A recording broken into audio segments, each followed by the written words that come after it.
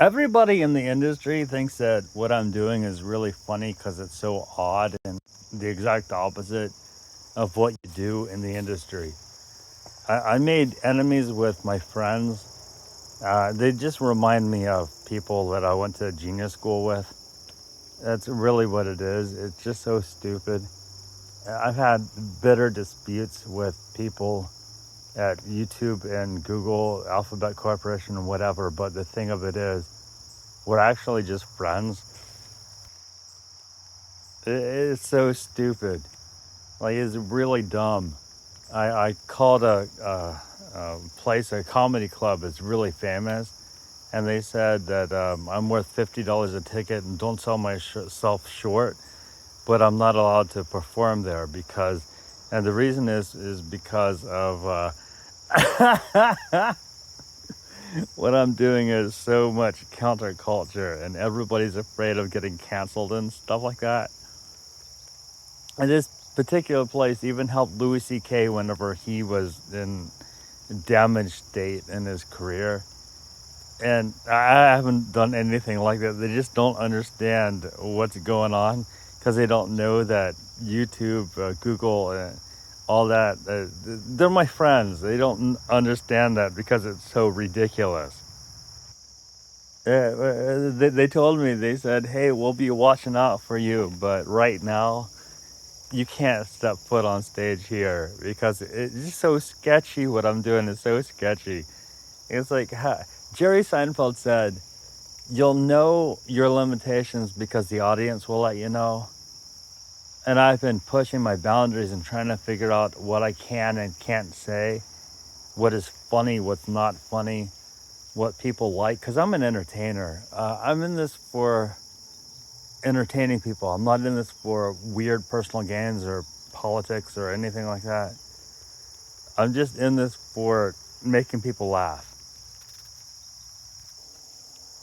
At the end of this whole process of figuring things out, I think honestly my favorite comedian is actually just me. And I think my second comedian favorite is my brother, Actifu. But the problem with Actifu, he's got neurological Lyme and he almost died from Lyme disease.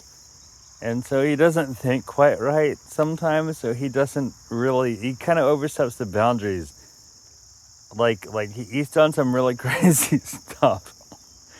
And I'm always telling him, no, you can't you can't type this stuff on comments. You can't talk this way. It's just too far. And he doesn't understand the difference between not far enough and too far. He just doesn't even know. And he thinks that just because he's a loving person and he loves everybody, that people will immediately acknowledge this. He doesn't understand that people, they have to deal with people who are against them all the time. And then when he sounds like that at all, then they will think that he's like what they know already. He just doesn't understand this concept.